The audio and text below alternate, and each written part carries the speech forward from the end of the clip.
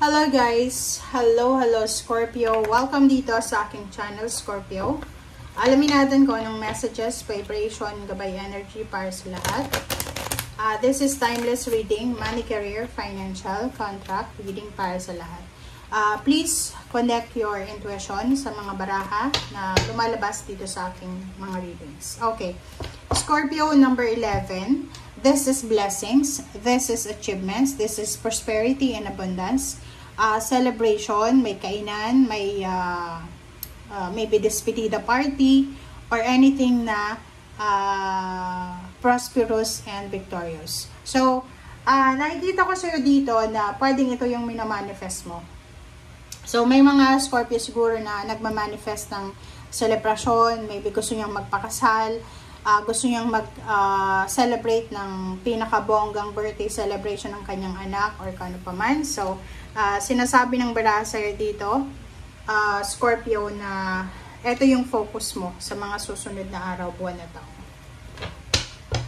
Cornucopia pa. Celebration because of blessing, success.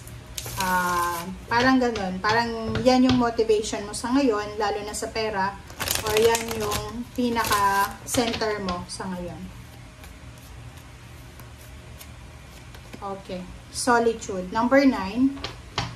So, nakikita natin dito, meron ditong Scorpio na nag-iisip siya. Nagme-meditate siya, nagpe-pray siya, nagma-manifest siya.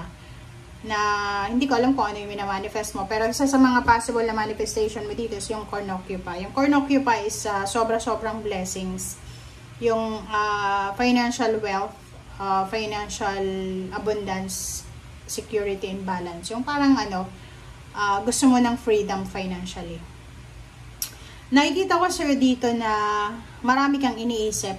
Parang nag-withdraw ka sa mga ingay ng mundo. Maybe you're in the province, or maybe inside the house, inside the bedroom, or inside the church, or kung saan man, nagpe-pray ka, or parang yun, sinusumbong mo sa Panginoon yung lahat ng mga hinaing mo sa buhay. And nakikita ko sa'yo dito na you are quiet. Parang, you are quiet, you are serene, parang ganun.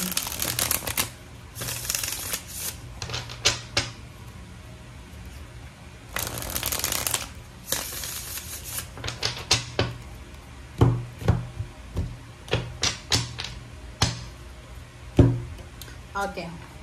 First card natin is Strength. So, Scorpio, sinasabi ng baraha sa'yo dito na sa usaping pera, kinakailangan mo daw na maging malakas physically, mentally, spiritually, okay? Psychologically. Ibig sabihin niya, kailangan mong kumain ng tama, maging healthy, kasi pag ikaw yung hindi naging healthy, hindi mo matutupad yung mga pangarap mo na yan. Kasi ang pangarap mo is maging financially stable, maging mayaman, maging financial free sa lahat. So, kung hindi mo yan, o hindi mo aalagaan ang sarili mo, mula ulo hanggang paa, sa kaloob-looban mo, walang mangyayari sa pangarap mo. So, health is wealth then. So, hindi lahat ng wealth is tungkol lang sa pera. Yung health then is wealth din siya. Zero the Fool, nakikita ko sa'yo dito, mayroong Scorpio na siya ay magsisimulang maghanap ng trabaho. Maybe nagsisearch siya ng mga possible na work, international or sa local, sa Pilipinas or sa ibang bansa. Or yung iba sa inyo dyan ay posibleng dedesisyon na mag-aral ng skills, maybe sa TESDA. Or yung iba sa inyo pwedeng risky siya kasi pwedeng first time mong maging OFW, or mag-isa ka lang dyan sa bansang yan, wala kang kakilala. Or yung iba sa inyo dyan is nagbabala kayo na Zero the Fool kasi is masyadong risky siya. Pwedeng nagbabala kang negosyo na wala ka namang idea kung paano sisimulan. Six of Cups, and then Princess of Swords. So, sinasabi ng baraha sa'yo dito, merong mga Scorpio dito na makakatanggap ka ng message, ng chat or call from your previous job. So, halimbawa na nag-resign ka na sa past company or sa past employer mo, yung employer mo na to or yung company na yan ay tatawagan ka ulit kasi maybe they need you, kailangan ka nila ngayon, or siguro ikaw yung tumatawag sa kanila para bumalik sa trabaho. Diba? So, dito sinasabi ng barahan na kakilala, dating katrabaho, dating boss, dating employer, dating kakilala na posibleng makakatulong sa'yo, lalo na kung kailangan mo ng pera. Yung iba sa inyo dito, pwedeng yung may mga utang sa inyo. Halimbawa, pinautang mo sila, dati, nakabayad naman sila. And ngayon na kailangan mo ng pera, possible na humingi ka ng tulong sa kanila. And you're lucky kasi matutulungan ka naman nila. Okay? So, yung finances mo, in the near future, yung financial mo, huwag kang masyadong mag-alala. Huwag kang masyadong magpapanik kasi balance siya. Wala namang problema. So, the more na maging masipag ka, the more na makakamit mo yung mga pangarap mo na yan sa buhay. Okay? Diba? So, Ace of Coins. Ace of Coins is a manifestation ng new job, new career, new source of income, new source of motivation and inspiration, new business offer, or new source of support or connection. Wheel of Fortune, napakaganda nito kasi umiikot siya eh. So, maybe for the past 10 months, hindi naging maganda yung takbo ng pera mo. Yung parang paikot-ikot lang. But, sinasabi ng baraha sa'yo, especially next 10 days or 10 weeks or maybe in October, sinasabi ng baraha sa'yo na maybe sa October, nasa ibang bansa ka na. Kung halimbawa na isa kang Scorpio na ngayong July, nag-aasikaso ka ng mga papeles mo papuntang ibang bansa or nag-aasikaso ka ng mga dokumento ka nun, October, possible na nasa ibang bansa ka na. Bago na yung trabaho mo, iba na yung ginagawa mo.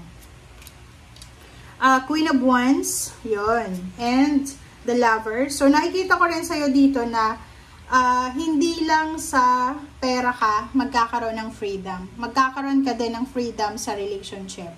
Like for example, meron ditong Scorpio na hirap siyang makisama sa kanyang asawa, sa kanyang ka-live-in partner. And nakapag-isip siya na bakit hindi niya itry yung pangingibang bansa. And first timer siya, hindi lang pera yung makukuha niya doon, makukuha niya din yung freedom. Like for example, kung sa Pilipinas ka, nasasakal ka na sa relationship mo, pagpunta mo ng ibang bansa, magtatrabaho ka, kikita ka ng pera, at the same time, makakaligtas ka sa relationship mo na nakakasakal. Diba? Halimbawa, for 2 years, hindi ka makakaramdam ng selos or ano pa man, or mga tamang hinala from your relationship. Two of Swords, so nakikita ko sa'yo dito, same with the Pisces, Scorpio and Pisces, pareho yung problema nyo. Ang problema nyo is, maraming pera ang posibleng pumasok sa buhay mo. Kumbaga, you're lucky, you're fortunate, and at the same time, masipag ka.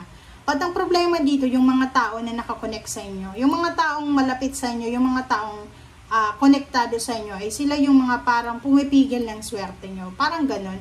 So, yung lovers mo dito, sinasabi ng baraha sa'yo na mayroon ditong Scorpio na nagbabalak siya, pinag-iisipan niyang makipaghiwalay sa relationship niya, or nagbabalak siya na tapusin na yung kanyang kontrata, or nagbabalak siya na kung may business siya na yun, lumipat siya, or mag-launch siya ng another business, or kung ano man to, na pagbabago na sinasabi ng baraha nyo.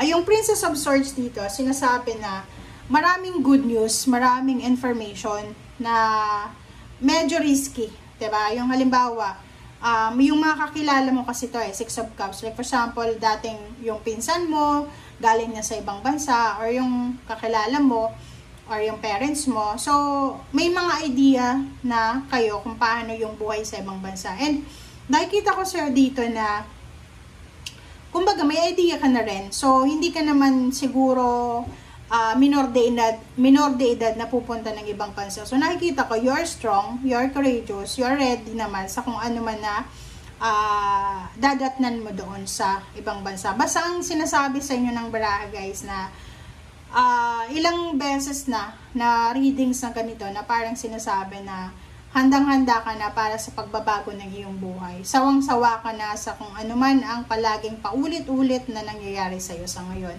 So parang wini-wish mo na sana bigyan ka din ng Panginoon, ng universe, ng pagkakataon na makapagsimula. Thank you guys. Bye!